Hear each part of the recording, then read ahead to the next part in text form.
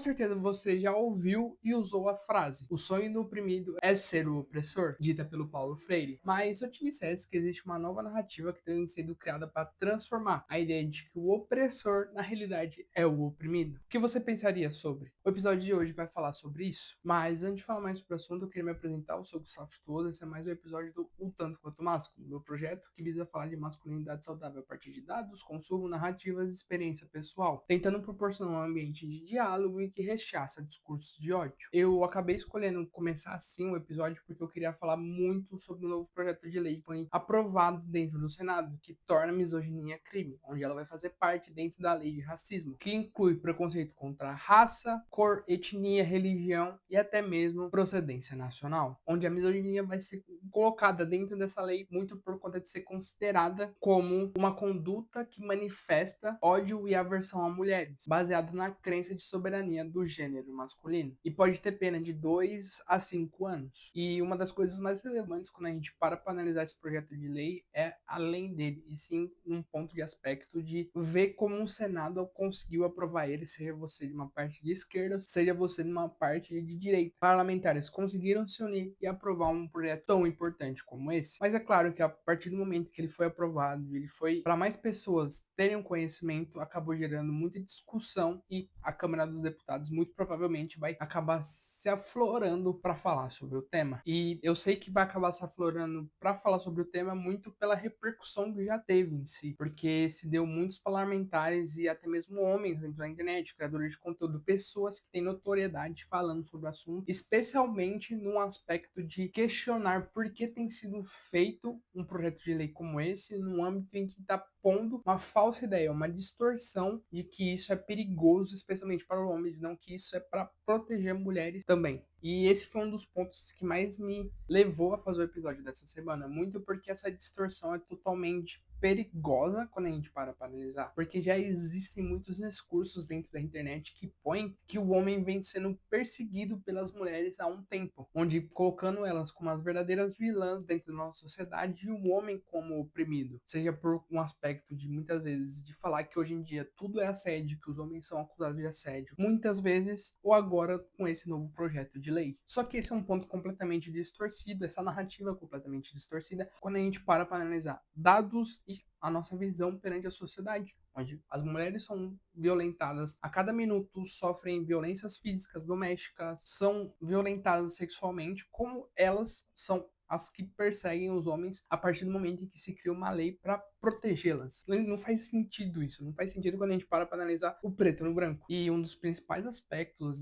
dentro desse projeto de lei, especialmente num aspecto em que a relatora do texto, a senadora Soraya Tronic do Podemos, destacou que ele vai servir muito para identificar o que é a misoginia e assim combatê-la, por conta que a misoginia é o top inicial dentro de uma cadeia de violência contra a mulher que termina em feminicídio. Estamos tipificando a misoginia no âmbito coletivo, diante do fato de estarmos nos deparando com grupos na internet disseminando uma cultura de ódio contra as mulheres. E quando a gente para analisar a partir da citação da Soraya, a gente acaba identificando algo que tem se tornado único e de consenso geral. Muito de um ponto de identificar que grupos dentro da internet têm feito cada vez mais violência contra as mulheres. E mais do que isso, pesquisando mais a fundo, quando a gente para analisar, esses mesmos grupos que estão disseminando ódio contra as mulheres são os mesmos que estão criando a narrativa de que os homens têm sido perseguidos ultimamente. Onde algum deles, dentro desses grupos, criaram até mesmo um guia para você, enquanto homem, se proteger das injustiças, entre muitas aspas. Onde era destacado que você, enquanto homem, não podia ficar em um local fechado com uma mulher que é desconhecida, que você, enquanto homem, não pode ficar sozinho com uma criança ou brincar com ela sem a presença dos pais. Esse aspecto eu achei bem complicadinho e bem perigoso, assim. Como assim? Que tipo de pessoa tá ficando sozinha com uma criança que você não conhece, sem a presença dos pais? Tipo assim, como que você vai estar brincando com uma criança que não tem o mínimo parentesco seu? Mas enfim, vamos seguir. Que você, enquanto homem, nunca pode apagar as mensagens que você troca com uma mulher e que você até mesmo não pode sentar do lado de uma mulher no ônibus. E esses exemplos acabaram me chamando a atenção. Eu acabei pincelando um pouquinho na questão de criança, de estar brincando com uma criança sem a presença dos pais, no aspecto do tipo, porque você tá com uma criança, sendo que você não tem a mínima familiaridade ou parentesco parentesco para estar com ela em si. Mas acho que os outros pontos que foram destacados coloca muito algo em um aspecto de que o homem está numa situação de vulnerabilidade, que ele a qualquer momento vai ser acusado de algo. Você falar que não é pra sentar do lado de uma mulher no ônibus,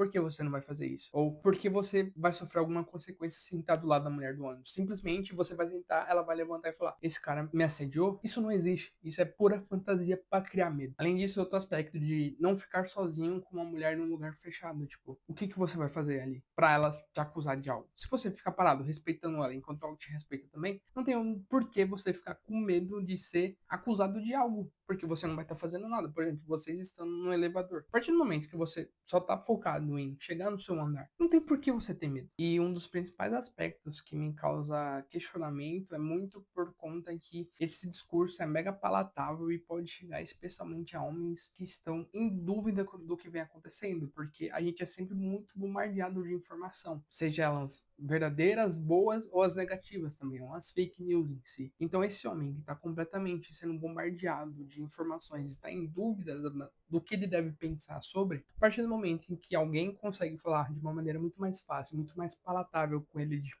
você não pode fazer X, Y, Z que você vai ser acusado de um monte de coisa, você vai ir preso. Tipo, o que, que a gente vai conseguir se tornar enquanto homem e o quanto esse homem vai cada vez mais disseminar essa mesma narrativa que vai prejudicar um projeto de lei tão importante quanto esse. Porque a gente precisa pontuar que, a partir do momento em que homens são denunciados, homens são acusados, homens são incriminados, não existe uma falsa acusação a partir disso. Muitos homens acabam indo contra essa ideia de que os homens estão sendo perseguidos e acusados baseados em nada, muito por conta de algumas exceções que aconteceram. Mas as exceções não podem se sobrepor ao que é uma regra. A partir do momento que a gente identifica que são os homens que cometem a violência dentro da nossa sociedade. E a partir do momento em que é posto que você é acusado de nada, coloca a mulher num patamar de que ela é ruim, que ela é má, que ela tá ali para prejudicar alguém que é puramente indefeso, sendo que não é necessariamente isso. E a ideia de fazer esse projeto vai muito por conta de ir contra narrativas, discursos, ações que pregam o medo e a desinformação a partir disso. Porque a gente não pode entrar num âmbito em que a gente vive num mundo tão utópico que a gente não consegue identificar que as mulheres sofrem violência e que projetos de leis estão sendo implementados para que homens paguem